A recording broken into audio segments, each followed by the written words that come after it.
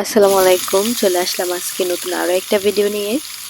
আজকে হচ্ছে আমি ডিম রান্না করব। সচরাচর খুব সহজে হচ্ছে এই রেসিপিটা সবাই জানেন। তো আমি হচ্ছে কিভাবে ডিম রান্না করি প্লাস হচ্ছে আপনারা চাইলে আমাকে ফলো করতে পারেন। তো আমি প্রথমে হচ্ছে আলুগুলা ভালো করে কেটে নিছি, ছোট ছোট করে টুকরা করে কেটে নিছি। এখন হচ্ছে কেটে ভালো করে ধুয়ে তারপর হচ্ছে আলুগুলো আগে ভেজে নিব একটু হলুদ প্লাস হচ্ছে একটু লবণ দিয়ে। তো দেখেন আমি হচ্ছে এখানে ভালো করে ভেজে নিচ্ছি, একটু লালচে টাইপের করে ভেজে নিব।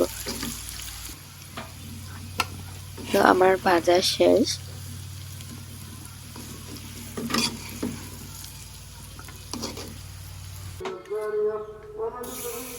আর এখন হচ্ছে আমি ডিমগুলা একটু হলুদ আর হচ্ছে একটু লবণ দিয়ে মাখিয়ে নিছি আগেই। তো এখন হচ্ছে তেলে এগুলা ভেজে নিব।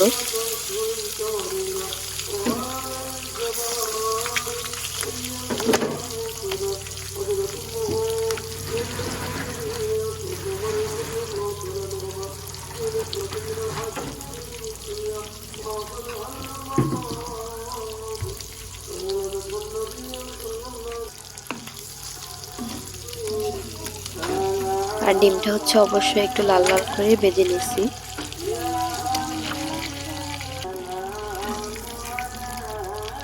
ভাজা কমপ্লিট, এখন তুলে ফেলবো। দেখেন ডিমটা লাল লাল করে ভেজে নিছি। আমি কিন্তু এখানে কোনো ধরনের মরিচের গুঁড়া ব্যবহার করি নাই, শুধুমাত্র হলুদ আর হচ্ছে একটু লবণ দিয়ে ডিমটা মাখিয়ে নিছি।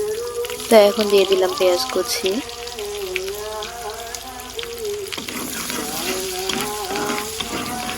এগুলা ভালো করে নেড়ে ছেড়ে যখন একটু লালচে হয়ে আসবে তখন হচ্ছে আমি এখানে দিয়ে দিলাম রসুন বাটা, তারপর হচ্ছে আদা বাটা,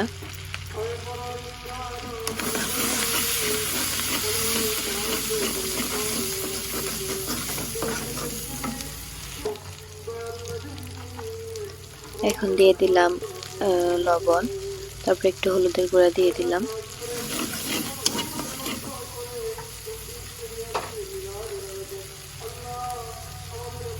গুঁড়া মরিচ দিয়ে দিলাম।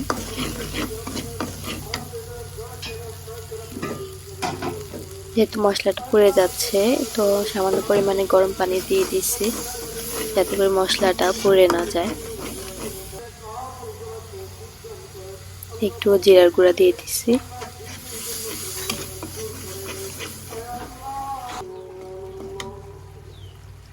ভালো করে মশলাটা কষিয়ে নিলাম।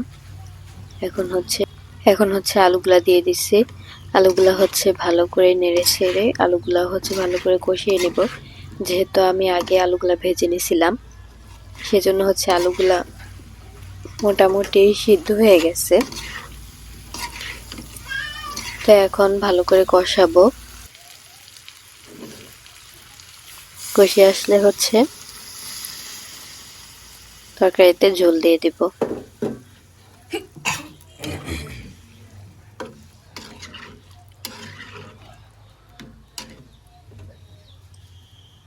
আর অবশ্যই ঝোল দেওয়ার পরে চুলার আঁচটা বাড়ায় দিতে হবে।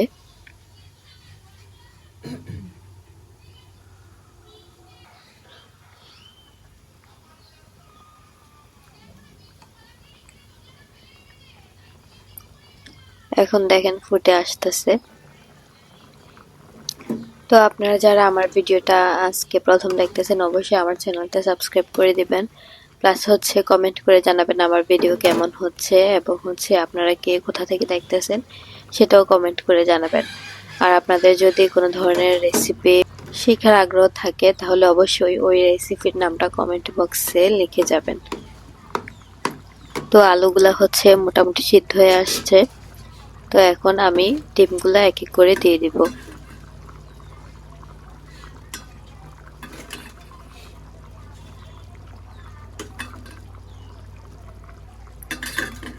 অবশ্যই হচ্ছে আমি এখানে গুঁড়ামরিচটা একটু বেশি ব্যবহার করছি, কারণ আলুর সাথে ডিম যদি একটু ঝাল ঝাল না হয় তাহলে এটা জমবেই না। তো সেজন্য আমি গুঁড়ামরিচের পরিমাণটা এখানে একটু বেশি দিছি। কি যে লোভনীয় লাগতেছে।